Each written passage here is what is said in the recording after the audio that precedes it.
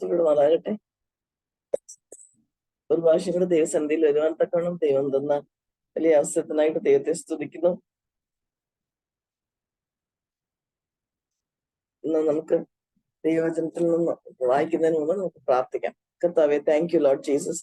ഞങ്ങൾ ഇന്ന് യോഹന്നാന്റെ പുസ്തകം 17 അധ്യായം വായിച്ച് ധ്യാനിക്കാൻ പോകുമ്പോൾ സ്വർഗത്തിലെ ദൈവം ഞങ്ങൾക്ക് അങ്ങ് എന്താ പറഞ്ഞു തരാൻ ഉദ്ദേശിക്കുന്നതെന്ന് ഞങ്ങൾക്ക് മനസ്സിലാക്കി. കർത്താവെ, വളരെ വളരെ പവർഫുൾ ആയിട്ട് കർത്താവെ ആ അധ്യായം ഞങ്ങളുടെ ജീവിതത്തിൽ ക്രിയ ചെയ്യുവാൻ ഞങ്ങളെ തന്നെ ഒരുക്കി തരുന്ന കർത്താവെ, താങ്ക് യു ലോർഡ് ജീസസ്. യേശു കർത്താവിന്റെ നാമത്തിൽ ആമേൻ. നമുക്ക് ഇന്ന് ധ്യാനിക്കാനായിട്ട് യോഹന്നാൻ 17 അധ്യായം എടുക്കാം. ഞാൻ ഈ ദിവസങ്ങളിൽ അത് എൻ്റെ ഒരു അനുഭവത്തിന്റെ ബേസിസിലാണ് ഈ അധ്യായം എന്റെ മനസ്സിലോട്ട് വന്നത്. ബേസിക്കലി എന്തുവെന്ന് വെച്ചാൽ, കഴിഞ്ഞ ആഴ്ച രണ്ട് പേര് ഉദ്ദേശിച്ച് ഞാൻ ഒത്തിരി വിഷമിക്കേണ്ട ഒരു അവസ്ഥ വന്നു. ആ സമയത്ത് ഞാൻ ഇങ്ങനെ കർത്താവിനോട് പറഞ്ഞു, നീ പ്രാർത്ഥിച്ചാൽ മതിയല്ലോ, നീ എന്തിനാ ഇങ്ങനെ വിഷമിക്കുന്നേ എന്ന് ഞാൻ വിചാരിച്ചു. അപ്പം ആക്ച്വലി എന്നെ ഒരാൾ വിളിച്ച ഒരു കാര്യം വളരെ പ്രയാസപ്പെട്ട് കരച്ചിലോടെ പറഞ്ഞു. ആ സമയത്ത് എനിക്ക് ഒന്നും ചെയ്യാൻ പറ്റാത്തൊരവസ്ഥയായിരുന്നു. ഞാൻ ഹോസ്പിറ്റലിൽ പേഷ്യന്റിനെ നോക്കിക്കൊണ്ടിരിക്കുക. അപ്പൊ ഞാൻ അവരുടെ കൂടെ ഒരു വാക്ക് പ്രാർത്ഥിച്ചു.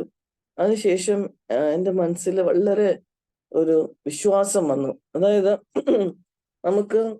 നമ്മള് മറ്റുള്ളവർ ആരെ പറ്റിയെങ്കിലും നമ്മൾ പ്രയാസപ്പെടുന്നോ, അന്നേരം നമ്മൾ അവർക്ക് വേണ്ടി കർത്താവിന്റെ സന്നിധിയിൽ മധ്യസ്ഥത ചെയ്ത് പ്രാർത്ഥിച്ചാൽ മതി. കർത്താവ് അത് ഏറ്റെടുക്കും. പിന്നെ നമ്മൾ വിഷമിക്കണ്ട എന്നുള്ളത്. അതുപോലെ തന്നെ വേറെ ഒരു കുടുംബത്തെ ഓർത്തും വളരെ പ്രയാസപ്പെട്ട് പ്രാർത്ഥിച്ചു. ആ സമയത്ത് നമ്മൾ സാധാരണ ചെയ്യുന്ന എന്താന്ന് വെച്ചാൽ, നമ്മൾ ചിന്തിക്കും അവരുടെ വിശ്വാസം എന്താ വർദ്ധിക്കാത്തെ, അവരെന്താ മനസ്സിലാക്കാത്തെ. ആക്ച്വലി അങ്ങനെ ചിന്തിക്കുന്നതിനേക്കാളും എത്രയോ ഫലപ്രദമാണ് അവർക്ക് വേണ്ടി പ്രാർത്ഥിക്കുന്നത്. കർത്താവിന്റെ മാതൃക അതാണ്. കർത്താവ് നമുക്ക് കാണിച്ചു തന്ന അതാണ്. കർത്താവ് ഒത്തിരി ഒന്നും എക്സ്പ്ലെയിൻ ചെയ്തിട്ടില്ല പല കാര്യത്തിൽ. അങ്ങനെ പേഴ്സണൽ ആയിട്ടുള്ള കാര്യങ്ങൾ കർത്താവ് ചെയ്തത് പത്രോസിനോട് പറയുന്ന നമ്മൾ ഓർക്കുന്നുണ്ടായിരിക്കും, I have prayed for you that your faith may not fail. അപ്പൊ അതാ നിന്റെ വിശ്വാസം പോയി പോകാതിരിക്കാൻ ഞാൻ നിനക്ക് വേണ്ടി പ്രാർത്ഥിച്ചു. ആ ഭാഗമാണ് ഇന്ന് വായിക്കാനായിട്ട് ആഗ്രഹിക്കുന്നത്. അപ്പൊ ഞാൻ ഇത് ചിന്തിച്ചപ്പോൾ ഞാൻ ചിന്തിച്ചു, കർത്താവെ, അങ്ങയുടെ ആ പ്രാർത്ഥനയുടെ ഒരു മാതൃക കാണിച്ചിരിക്കുന്നത് യോഹന്നാന്റെ സുവിശേഷം 17 അധ്യായം. ആക്ച്വലി അതൊന്ന് നമുക്ക് വായിക്കാം. അതിന്റെ ചില കാര്യങ്ങൾ മാത്രം പറയാനേ നമുക്ക് സമയമുള്ളൂ. നമുക്ക് നോക്കാം 17 അധ്യായത്തിന്റെ. അപ്പം 1-ാം വാക്യം. ഇത് സംസാരിച്ചിട്ട് യേശു സ്വർഗത്തേക്ക് നോക്കി പറഞ്ഞ എന്തെന്നാൽ, പിതാവേ, നാഴിക വന്നിരിക്കുന്നു. ഇത് പറഞ്ഞിട്ടാണ് കർത്താവ് ഈ ബാക്കി പ്രാർത്ഥന പ്രാർത്ഥിക്കുന്നത്. The high Priestley prayer of Christ എന്നുള്ളത് അതിന്റെ ഒരു ഹെഡിങ് ഇംഗ്ലീഷില്. അതായത് ഈ നാഴിക വന്നിരിക്കുന്നു എന്ന് പറഞ്ഞാൽ എന്തുവാ? മനുഷ്യപുത്രൻ ഭാവികളുടെ കയ്യിൽ കൊടുക്കപ്പെടുന്നു. ആലോചിച്ച് നോക്കിയേ, നമ്മുടെ കർത്താവിന്റെ സ്ഥാനത്തേക്ക് നമുക്ക് ഇങ്ങനെ ഒരു പ്രാർത്ഥന വേറുള്ളവർക്ക് വേണ്ടി പ്രാർത്ഥിക്കാൻ പറ്റുമോ? കർത്താവ് പിന്നെ നമ്മൾ വായിക്കുന്നുണ്ട്, ഗെത്സമനയിലോട്ട് 12 മണിക്കൂർ കഴിയുമ്പോഴത്തേക്ക് ഈ കാര്യങ്ങളെല്ലാം നടക്കാൻ പോവാ. ക്രൂശീകരണവും ഗെത്സമനയും ഗോൽഗോഥയും കാൽവറി എല്ലാം. ആ സമയത്ത് കർത്താവ് എന്താ ചെയ്യുന്നത്? കർത്താവ് പ്രാർത്ഥിക്കുന്ന ഒരു ലൈനൊന്നും അല്ല, കർത്താവ് ഉള്ളിൽ നിന്ന് പ്രാർത്ഥിക്കുക. അപ്പം അതൊരു വലിയൊരു ഒരു റെവലേഷൻ ആയിരുന്നു. അതായത് കർത്താവിനറിയാം കർത്താവ് എന്തിനായി ലോകത്തിൽ വന്നത്, കർത്താവ് എന്താ ചെയ്യാൻ പോകുന്നത്, അതെല്ലാം നിറവേറും, അത് ദൈവം ശക്തീകരിക്കും ഒരു മനുഷ്യനെന്ന നിലയ്ക്കെന്ന് അറിയാം. പക്ഷെ കർത്താവ് ആ നാഴിക വന്നിരിക്കുന്നു എന്ന് പറഞ്ഞിട്ട് കർത്താവ് പ്രാർത്ഥിക്കുക ചെയ്യുന്നത്. നമ്മുടെ ജീവിതത്തിലും ഇത് വലിയൊരു എക്സാമ്പിൾ ആയിട്ട് എടുക്കാം. നമുക്കറിയാം ഇയ്യോബിന്റെ കാര്യം, അല്ലെ? ഇയ്യോബ് തന്റെ ഫ്രണ്ട്സിന് വേണ്ടി പ്രാർത്ഥിച്ചപ്പോൾ ദൈവം ഇയ്യോബിന്റെ സ്ഥിതി മാറ്റി. കർത്താവ് നമ്മൾ പലപ്പോഴും നമ്മളെ പറ്റി തന്നെ ചിന്തിച്ച് നമ്മളോട് തന്നെ സ്വയസഹതാപം ഉണ്ടായിട്ട് നമ്മൾ ഇരിക്കുക ചെയ്യുന്നത്. എന്നിട്ട് നമ്മളിങ്ങനെ, പക്ഷെ ആക്ച്വലി കർത്താവിന്റെ വലിയൊരു മാതൃക. ഞാൻ ഈ പ്രാർത്ഥനയിൽ എന്നെ വളരെ ധൈര്യപ്പെടുത്തുകയും മറ്റുള്ളവർക്ക് വേണ്ടി പ്രാർത്ഥിക്കാൻ എന്നെ ഹെൽപ്പ് ചെയ്യുകയും വിശ്വസിക്കാൻ ഹെൽപ്പ് ചെയ്യുന്ന കുറച്ച് കാര്യങ്ങൾ മാത്രം പറയാം. 2-ാം വാക്യം ഒന്ന് വായിക്കാം. നീ അവന് നൽകിയിട്ടുള്ളവർക്ക് എല്ലാവർക്കും അവൻ നിത്യജീവനെ കൊടുക്കേണ്ടതിന് നീ സകല ജഡത്തിന്മേലും അവൻ അധികാരം നൽകിയിരിക്കുന്നല്ലോ. You have given him authority over all flesh. അത് വായിച്ച് എനിക്ക് വലിയൊരു റെവലേഷൻ. ചിലപ്പോൾ നമ്മൾ വിചാരിക്കത്തില്ലേ, ചില ആൾക്കാർക്ക് വേണ്ടി പ്രാർത്ഥിക്കുമ്പോൾ ഒരിക്കലും ഇവര് മാറാൻ പോകുന്നില്ല, എന്തിനാ ഞാൻ പ്രാർത്ഥിക്കുന്നതെന്ന് എനിക്ക് അറിയത്തില്ല. വചനത്തിൽ എന്തോ പറയുന്നത്, കർത്താവ് God the Father has given Christ Jesus the authority over all flesh. അതായത് സകല ജഡത്തിന്, ഇപ്പൊ നമ്മൾ ആർക്ക് വേണ്ടി പ്രാർത്ഥിക്കുന്നോ അവരുടെ മേലുള്ള അധികാരം കർത്താവിന് മാത്രം. അപ്പൊ നമുക്കത് എത്രമാത്രം ഉത്സാഹം തരണം, നമുക്കത് എന്തൂസിയാസം, സീൽ തരണം അവർക്ക് വേണ്ടി പ്രാർത്ഥിക്കാനായിട്ട്. നമ്മൾ പ്രാർത്ഥിച്ചാൽ മാത്രം മതി, കർത്താവ് ബാക്കിയുള്ള കാര്യം അവരുടെ ജീവിതത്തിൽ ചെയ്തോളും. നമ്മൾ പ്രാർത്ഥിച്ചു കഴിഞ്ഞിട്ട് പ്രാർത്ഥിക്കുക എന്ന് പറഞ്ഞാൽ എന്തുവാ, നമ്മുടെ അപേക്ഷ ദൈവസന്നിധിയിൽ കൊണ്ടുവരിക. നമ്മൾ ആ അപേക്ഷയും കൊണ്ട് തിരിച്ചു പോകരുത്. ഇനി നമ്മൾ അപേക്ഷ അവിടെ വെച്ചിട്ട് കർത്താവ് അത് ചെയ്തോളും. നമുക്കൊരു വലിയ ഗവൺമെന്റിൽ വലിയൊരു പ്രശ്നമുള്ള ഒരു കാര്യം ഉണ്ടെന്ന് വിചാരിച്ചു. അപ്പൊ നമുക്ക് അറിയുന്ന ആരാണ്ട് ഗവൺമെന്റ് ഓഫീസിലുണ്ട്, നമുക്ക് അവരെ കൊണ്ട് ഏൽപ്പിച്ചിട്ട് പിന്നെ നമ്മൾ അവിടെ നിന്ന് എത്തി നോക്കുകയും പിടിക്കുകയും ഒന്നും ചെയ്യേണ്ട ആവശ്യമില്ലല്ലോ, അവർ ചെയ്യുമെന്ന് നമുക്കറിയാം. പ്രത്യേകിച്ച് നമ്മളെ സ്നേഹിക്കുന്നവരാണെങ്കിൽ കർത്താവിന്റെ അടുത്ത് നമ്മുടെ അപേക്ഷ, ആർക്ക് വേണ്ടി നമ്മൾ പ്രാർത്ഥിക്കുന്നു അവരുടെ കാര്യം കർത്താവിന്റെ സന്നിധിയിൽ ഏൽപ്പിച്ചിട്ട് നമ്മൾ എന്താ ചെയ്യേണ്ടത്? കാരണം കർത്താവിന് സകല ജഡത്തിൽ മേലും അവന് അധികാരം കർത്താവ് ദൈവം നൽകിയിരിക്കുന്നു എന്നായിരിക്കുന്നത്. വളരെ ബ്ലെസ്സഡ് ആയിരുന്നു എനിക്ക് ആ സന്ദർഭം. അപ്പൊ ഞാൻ പ്രാർത്ഥിക്കുന്ന ആൾക്ക് വേണ്ടി ആളുടെ മേലെ കർത്താവ് പ്രവർത്തിക്കും, സംശയമേ ഇല്ല. ഇനി 6-ാം വാക്യം ഒന്ന് വായിക്കാം. 6-ാം വാക്യം ഞാൻ വായിച്ചപ്പോ ഞാൻ ഓർത്ത്, കർത്താവ് ഇങ്ങനെയാണോ കർത്താവ് എന്നെ പറ്റിയും ചിന്തിക്കുന്നതെന്ന്. നീ ലോകത്തിൽ നിന്ന് എനിക്ക് തന്നിട്ടുള്ള മനുഷ്യർക്ക് ഞാൻ നിന്റെ നാമം വെളിപ്പെടുത്തിയിരിക്കുന്നു. അവർ നിനക്കുള്ളവർ ആയിരുന്നു, നീ അവരെ എനിക്ക് തന്നു, അവർ നിന്റെ വചനം പ്രമാണിച്ചും ഇരിക്കുന്നു. കർത്താവ് നമുക്ക് വേണ്ടി ഇന്റർസീഡ് ചെയ്ത് പ്രാർത്ഥിക്കുമ്പോൾ, അതായത് കർത്താവ് ആ ശിഷ്യന്മാരുടെ കാര്യം നമുക്ക് അറിയാമല്ലേ, അവർ പല പ്രാവശ്യം അവർക്ക് വിശ്വാസം കുറവായിരുന്നു. കർത്താവ് ഒരു കാര്യം പറയുമ്പോൾ അവർ വേറെ കാര്യമാണ് ചിന്തിക്കുന്നത്. അങ്ങനെയൊക്കെയുള്ള കുറവുകളുള്ളവരെ പറ്റി കർത്താവ് പിതാവായ ദൈവത്തോട് എന്തോ പറയുന്നത്, they have kept your word, അവർ നിന്റെ വചനം പ്രമാണിച്ചിരിക്കുന്നു. നമ്മളാണെങ്കിൽ എപ്പോഴും ആൾക്കാരുടെ നെഗറ്റീവ് പോയിന്റ്സ് കൂടുതലും പറയുന്നത്. ഇവിടെ ഞാൻ കാണുമായിരുന്നു ഫുൾ ആ പ്രാർത്ഥനയില് നമുക്കൊരു വലിയൊരു example, they have kept your word. എങ്ങനെ പറയാൻ പറ്റും കർത്താവിന് അങ്ങനെ? അവർക്ക് ഇപ്പോഴും പലതും മനസ്സിലായിട്ടില്ല, ഇനിയും മനസ്സിലായിട്ടില്ല. കാരണം പത്രോസ് ആ മഹാപുരോഹിതന്റെ ആ സ്ലേവിന്റെ കാത് അറുക്കാൻ നോക്കുമല്ലേ, കാരണം ഒന്നും മനസ്സിലായിട്ടില്ലേ. പക്ഷെ കർത്താവ് പറയുക, ഞാൻ എപ്പോഴും ഓർക്കുക, നമ്മൾ എപ്പോഴും മറ്റുള്ളവർക്ക് വേണ്ടി പ്രാർത്ഥിക്കുമ്പോഴായാലും അവരോട് ഇടപെടുമ്പോഴായാലും let us look at their good points. എന്നിട്ട് അത് കർത്താവ് എന്റെ ഈ മകൾ ഇത്രയും കർത്താവിനെ അറിയുന്നവളാണല്ലോ, ഇത് ഈ മകൻ ഇത്രയും, കർത്താവ് അവളെ കാക്കുമല്ലോ. ഇനി താഴോട്ട് വരുമ്പോൾ പറയുന്നുണ്ട് they are yours. ആ മകള് അല്ലെങ്കിൽ ആർക്ക് വേണ്ടി ഞാൻ പ്രാർത്ഥിക്കുന്നു അവർ നിന്റെ ആണല്ലോ, നിന്റെ വകയാണല്ലോ, അപ്പൊ നീ അത് കാക്കുമല്ലോ എന്ന് നമുക്ക് ചിന്തിക്കാം. കർത്താവ് അങ്ങനെയാ പറഞ്ഞത് തന്റെ ശിഷ്യന്മാരെ പറ്റി. 8-ാം വാക്യത്തില്, നീ എനിക്ക് തന്ന വചനം ഞാൻ അവർക്ക് കൊടുത്തു, അവർ അത് കൈക്കൊണ്ടു, ഞാൻ നിന്റെ അടുക്കൽ വന്നിരിക്കുന്നു എന്ന് സത്യമായിട്ട് അറിഞ്ഞ് നീ എന്നെ അയച്ചു എന്ന് വിശ്വസിച്ചും ഇരിക്കുന്നു. ഇംഗ്ലീഷിൽ പറയുന്നത് they truly understood. Actually understanding തുടക്കം പോലും ആയിട്ടില്ല. പക്ഷെ കർത്താവ് കർത്താവ് നമ്മുടെ അഡ്വക്കേറ്റാ എന്ന് നമുക്ക് പിന്നെ വായിക്കുന്നുണ്ടല്ലോ. അഡ്വക്കേറ്റ് പിതാവായ ദൈവത്തിനോട് എങ്ങനെയാ പ്രാർത്ഥിക്കാൻ നമുക്ക് കാണിച്ചു തരുമോ? നമുക്കൊരു മാതൃകയാണ് നമ്മൾ മറ്റുള്ളവർക്ക് വേണ്ടി പ്രാർത്ഥിക്കാൻ. അവര് they have truly understood your word. നിന്റെ വചനം അവർ സത്യമായിട്ട് പറഞ്ഞിരിക്കുന്നു. അങ്ങനെ പറയാനുള്ള ഒരു യോഗ്യതയും ഈ ആർക്ക് വേണ്ടി പ്രാർത്ഥിക്കുന്നു അവർക്കില്ല. എന്നിട്ടും കർത്താവ് അങ്ങനെയാ പറയുന്നത്. 9-ാം വാക്യത്തില്, ഞാൻ അവർക്ക് വേണ്ടി അപേക്ഷിക്കുന്നു. ഞാനിപ്പോ പറഞ്ഞ കാര്യം തന്നെ, ലോകത്തിന് വേണ്ടിയല്ല, നീ എനിക്ക് തന്നിട്ടുള്ളവർ നിനക്കുള്ളവർ ആകൊണ്ട് അവർക്ക് വേണ്ടി അത്ര ഞാൻ അപേക്ഷിക്കുന്നത്.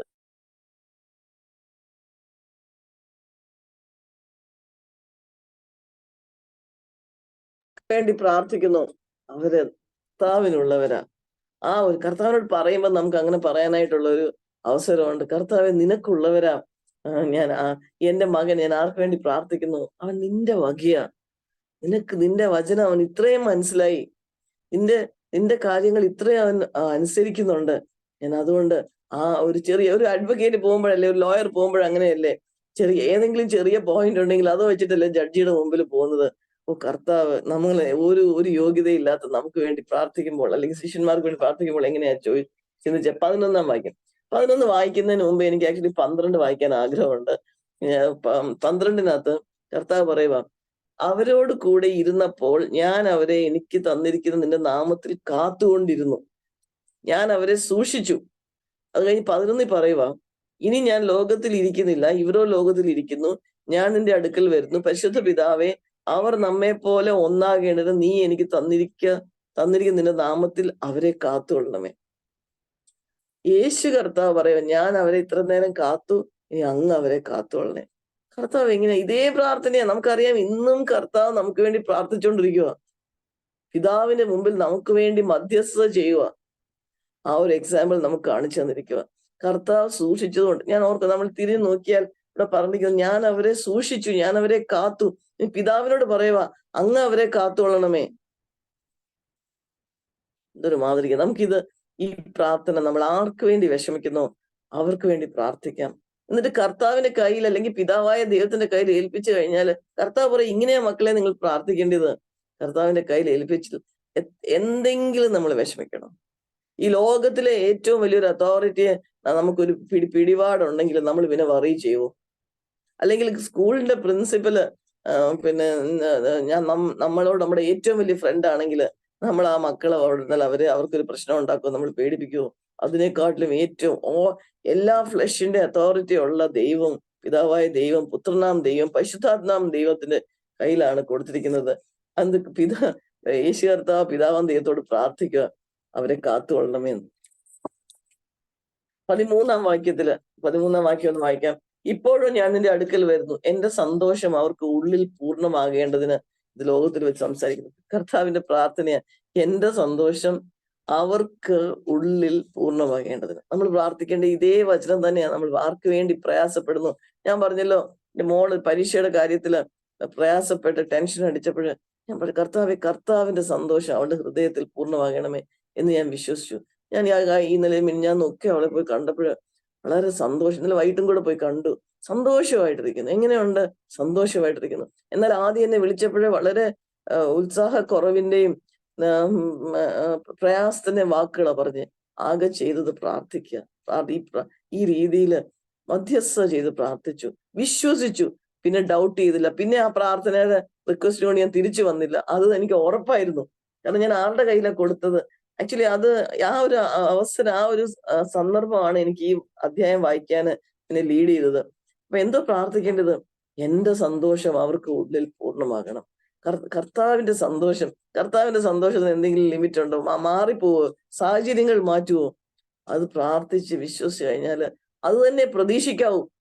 സന്തോഷം പൂർണ്ണമാകണമെന്ന് പ്രാർത്ഥിച്ചിട്ട് നമ്മൾ തിരിച്ചു വന്നിട്ട് ഇപ്പോഴും ആ കുഞ്ഞങ്ങനെ ഞാൻ ഇപ്പോഴും അവർക്ക് ടെൻഷനാ എന്ന് നമ്മൾ വിചാരിച്ചുകൊണ്ടിരുന്നു കഴിഞ്ഞാൽ കാര്യം നടക്കത്തില്ല. നമ്മൾ പ്രാർത്ഥിക്കുമ്പോൾ നമ്മൾ വിശ്വാസം കളർന്നുള്ള പ്രാർത്ഥന മാത്രമേ കർത്താവിന് കേൾക്കാൻ പറ്റുള്ളൂ. ഞാൻ കഴിഞ്ഞ ദിവസം 1-2 പേരുടെ കൂടെ പേഴ്സണലായിട്ട് ഞാൻ ഇങ്ങനെ പ്രാർത്ഥിക്കുമായിരുന്നു. അപ്പൊ ഞാൻ ഇങ്ങനെ നീതിമാന്റെ ശ്രദ്ധയോടുകൂടിയ പ്രാർത്ഥന വളരെ ഫലിക്കുന്നു എന്ന് യാക്കോബിൽ എഴുതിയിട്ടുണ്ട്. അപ്പൊ ആ രീതിയിൽ വേണം നമ്മൾ പ്രാർത്ഥിക്കാൻ. അതായത് ശ്രദ്ധയോടുകൂടി. എന്തൊക്കെയാ നമ്മൾ പ്രാർത്ഥിക്കുന്നത്? അവരുടെ സാഹചര്യം മാറാനല്ല, കർത്താവിന്റെ സന്തോഷം. അവരുടെ സാഹചര്യം എങ്ങനെ മാറ്റണമെന്ന് കർത്താവിനറിയാം. അത് നമ്മൾ കർത്താവിനെ പഠിപ്പിക്കേണ്ട ആവശ്യമില്ല. പ്രാർത്ഥിക്കേണ്ട കാര്യങ്ങൾ ഇതാ, കർത്താവ് അവരെ കാക്കണേ, കർത്താവിന്റെ സന്തോഷം അവർക്ക് ഉള്ളിൽ പൂർണ്ണമാകണമേ. 15-ാം വാക്യം ഒന്ന് വായിക്കാം. അവരെ ലോകത്തിൽ നിന്ന് എടുക്കണമെന്നല്ല, ദുഷ്ടന്റെ കയ്യിൽ അകപ്പെടാതെ വേണം അവരെ കാത്തുകൊള്ളണം. ഈ കാര്യം നമ്മൾ പ്രാർത്ഥിച്ചാൽ കർത്താവ് ചെയ്യാതെ ഇരിക്കുമോ? തീർച്ചയായിട്ടും ചെയ്യും. കർത്താവ് കള്ളം പറയത്തില്ലല്ലോ. കർത്താവെ അവർ ദുഷ്ടന്റെ കയ്യിൽ അകപ്പെടാതെ കർത്താവ് അവരെ കാക്കണമേ. 17-ാം വാക്യം പിന്നെ ഏറ്റവും 17-ന്റെ കാര്യം വായിക്കാം. സത്യത്താൽ അവരെ വിശുദ്ധീകരിക്കണമേ. സാങ്ക്ടിഫൈ ദം, അവരെ വിശുദ്ധീകരിക്കണമേ. ഈ കാര്യങ്ങള് നമ്മൾ പലപ്പോഴും നമ്മുടെ സാഹചര്യങ്ങൾക്ക് വേണ്ടിയും ഏതെങ്കിലും ഒരു നീഡ് നമുക്ക് വേണ്ടി ഉണ്ടെങ്കിൽ പ്രാർത്ഥിക്കുന്നത്. അതല്ല നമ്മൾ പ്രാർത്ഥിക്കേണ്ടത്. ഈ വക കാര്യങ്ങൾ യേശു കർത്താവ് നമ്മളെ കാണിച്ചു തന്ന മാതൃക പ്രകാരം മറ്റുള്ളവർക്ക് വേണ്ടി നമുക്ക് ഇന്റർസീഡ് ചെയ്യാം. എന്നെ ഏറ്റവും ചിന്തിപ്പിച്ച വാക്യം 19, എനിക്കത് പറയാതിരിക്കാൻ പറ്റില്ല. അവരും സാക്ഷാൽ വിശുദ്ധീകരിക്കപ്പെട്ടവർ ആകേണ്ടതിന് ഞാൻ അവർക്ക് വേണ്ടി എന്നെ തന്നെ വിശുദ്ധീകരിക്കുന്നു. എനിക്കിത് എത്ര ആലോചിച്ചിട്ട് മനസ്സിലായില്ല പ്രിയപ്പെട്ടവരെ. കർത്താവ് പറയുന്നത് ഞാൻ എന്നെ തന്നെ വിശുദ്ധീകരിക്കുന്നു. കർത്താവിന് തന്നെ വിശുദ്ധീകരിക്കേണ്ട ആവശ്യമുണ്ടോ? എനിക്കറിയില്ല. എനിക്കത് മനസ്സിലായില്ല. മനസ്സിലാകാതെ ഞാൻ പറയുന്നത്. പക്ഷെ ഒരു കാര്യം എനിക്ക് മനസ്സിലായി. ഞാൻ മറ്റുള്ളവർക്ക് വേണ്ടി പ്രാർത്ഥിക്കുമ്പോൾ, അവരുടെ വിശദീകരണത്തിന് വേണ്ടി പ്രാർത്ഥിക്കുമ്പോൾ ആക്ച്വലി ഞാൻ ചെയ്യേണ്ട കാര്യം എന്നെ തന്നെ വിശദീകരിക്കുക. അപ്പൊ മറ്റുള്ളവർക്ക് വേണ്ടി അവരുടെ ഉള്ളിൽ കർത്താവിന്റെ സന്തോഷം പൂർണ്ണമാകേണ്ടതിന് അവര് വിശദീകരിക്കപ്പെടുവാൻ ഈ കാര്യങ്ങളെല്ലാം പ്രാർത്ഥിക്കുമ്പോൾ ഞാൻ ചെയ്യേണ്ടിയ കാര്യം പിന്നെയും അതോർത്ത് വിഷമിക്കുമല്ല, എന്നെ തന്നെ വിശദീകരിക്കണം. കർത്താവ് എനിക്കത് മനസ്സിലാവുന്നില്ല. ഒരു കാര്യം മനസ്സിലാവാത്ത കാര്യം ഇങ്ങനെ കർത്താവ്, വാക്യം ഒന്നുകൂടെ വായിക്കാം. അവരും സാക്ഷാൽ വിശദീകരിക്കപ്പെട്ടവരാകേണ്ടത് ഞാൻ അവർക്ക് വേണ്ടി എന്നെ തന്നെ വിശദീകരിക്കും. ഞാൻ അവർക്ക് വേണ്ടി എന്നെ തന്നെ വിശദീകരിക്കുന്നു. നമുക്ക് ഓരോരുത്തർക്കും നമ്മുടെ ജീവിതത്തിലോടും തിരിഞ്ഞു നോക്കാം. ഏതെല്ലാം മേഖലകളിൽ നമുക്ക് വിശദീകരണം ആവശ്യമാണ്. എങ്ങനെയാ നമുക്ക് മനസ്സിലാവുന്നത് നമുക്ക് എന്തൊക്കെ തെറ്റുണ്ടെന്ന്? ഞാൻ ചിന്തിക്കുമായിരുന്നു, നമുക്ക് എന്തൊക്കെ തെറ്റുണ്ടെന്ന് നമുക്ക് എപ്പോഴും ആഗ്രഹം എന്തുവാ? എനിക്ക് തെറ്റില്ല, ഞാൻ പെർഫെക്റ്റ് ആണെന്ന് മറ്റുള്ളവർ പറയാനായിട്ടാ.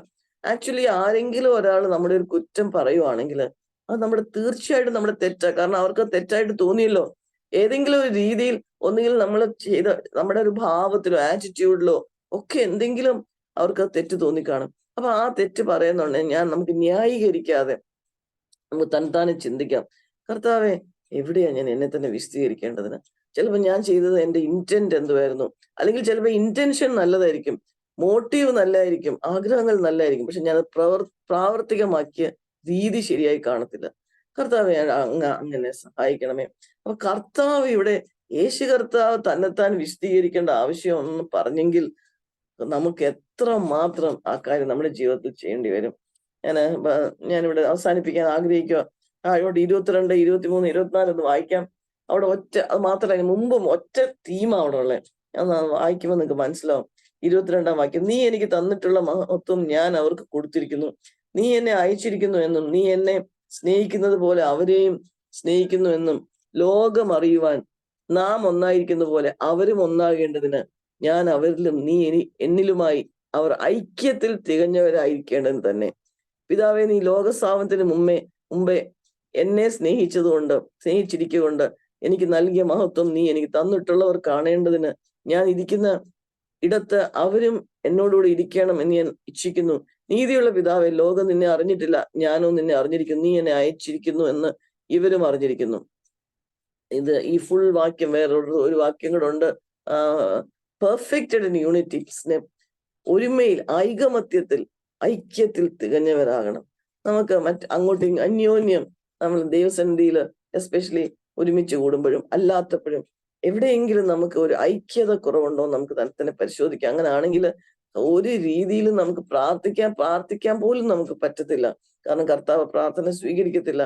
കർത്താവ് പറയുക, ഇവർ നമ്മുടെ കൂടെ ഒന്നാകേണ്ടതിന്, പിതാവായ ദൈവത്തിന്റെയും പുത്രനായ ദൈവത്തിന്റെയും കൂടെ എല്ലാ രീതിയിലും ഒന്നാകേണ്ടതിന് ഇതാ കർത്താവ് പ്രാർത്ഥിക്കുന്നത്. നമുക്കത് പ്രാർത്ഥിക്കാം, നമുക്ക് അന്യോന്യം പ്രാർത്ഥിക്കാം, നമ്മളെ തന്നെ വിശുദ്ധീകരിക്കാം. നമുക്ക് കർത്താവിന്റെ ആ പ്രാർത്ഥന, അതായത് കർത്താവ് കടന്നു പോകാൻ പോകുന്ന വലിയ ഗെത്സെമനെയും ഗോൽഗോഥായും കാൽവറി ഇരിക്കുമ്പോൾ 12 മണിക്കൂർ മുമ്പ് കർത്താവ് ഹൈ പ്രീസ്റ്റ്ലി പ്രയർ പ്രാർത്ഥിച്ചു. നമുക്ക് അന്യോന്യം അത് പ്രാർത്ഥിക്കാനും കർത്താവ് നമുക്ക് വേണ്ടി മധ്യസ്ഥത ചെയ്തുകൊണ്ട് അതിനകത്ത് ഒരു വാക്യമുണ്ട്, ഞാൻ വായിച്ചില്ല. കർത്താവ് പറയുന്നുണ്ട്, ഞാൻ ഇവർക്ക് വേണ്ടി മാത്രമല്ല, ഇനി ഇവര് മുഖാന്തരം വിശ്വസിക്കാനിരിക്കുന്നവർക്ക് വേണ്ടി. അത് നമ്മളെ എന്നെ ഉദ്ദേശിച്ച് കർത്താവ് വന്ന സ്ഥലത്ത് അപ്പർ റൂമിൽ വെച്ച് എന്നെ ഉദ്ദേശിച്ചും കൂടെ പ്രാർത്ഥിച്ചു. എന്തൊരു ആശ്വാസമാണ്. ചിലപ്പോൾ നമ്മൾ ചിന്തിക്കുമായിരിക്കും, എന്നെ ആർക്കും അറിയത്തില്ല, എന്റെ വിഷയങ്ങൾ ആർക്കും അറിയത്തില്ല, എനിക്ക് വേണ്ടി പ്രാർത്ഥിക്കാൻ ആരുമില്ല. നമ്മൾ ചിന്തിച്ചേക്കാം. പ്രിയപ്പെട്ടവരെ, വിഷമിക്കേണ്ട. എനിക്ക് നിനക്കും വേണ്ടി പ്രാർത്ഥിക്കാനായിട്ട് ഒരു കർത്താവുണ്ട്. കർത്താവ് നമുക്ക് വേണ്ടി പ്രാർത്ഥിച്ചു, അന്ന് പ്രാർത്ഥിച്ചു. അത് കർത്താവിന് മാത്രമേ പറ്റുള്ളൂ, കർത്താവിന് മാത്രമേ അറിയുള്ളൂ ആരൊക്കെ വിശ്വസിക്കാൻ പോകുന്നതെന്ന്. അന്ന് പ്രാർത്ഥിച്ചു, ഇന്നും മധ്യസ്ഥത ചെയ്ത് അഡ്വക്കേറ്റ് ആയിട്ട് പിതാവിന്റെ മുമ്പിൽ എഴുന്നേറ്റ് നിന്ന് സ്റ്റെഫാനോസ് ആ കല്ലെറിഞ്ഞ സമയത്ത് ആ പിതാവിന്റെ വലതുഭാഗത്ത് ഇരുന്നിരുന്ന കർത്താവ് എഴുന്നേറ്റ് നിന്നു എന്നാണ് നമ്മൾ വായിക്കുന്നത്. കർത്താവിന് ഇരിക്കാൻ പറ്റത്തില്ല. നമ്മുടെ സാഹചര്യങ്ങൾ കാണുമ്പോൾ കർത്താവിനോട് ഇരിക്കാൻ പറ്റില്ല. നമ്മൾ വിഷമിക്കുന്ന കാണുമ്പോൾ ഇരിക്കാൻ പറ്റത്തില്ല. കർത്താവ് എഴുന്നേക്കുക, കർത്താവ് മധ്യസ്ഥത ചെയ്യുക. വേറെ ആരും നമുക്ക് വേണ്ടി പ്രാർത്ഥിക്കാനില്ലെങ്കിലും കർത്താവ് പ്രാർത്ഥിക്കുക. നമുക്കും ഈ മാതൃക പിന്തുടരാൻ കർത്താവ് നമ്മളെ സഹായിക്കും. ആർക്കെങ്കിലും ഒരാൾക്ക്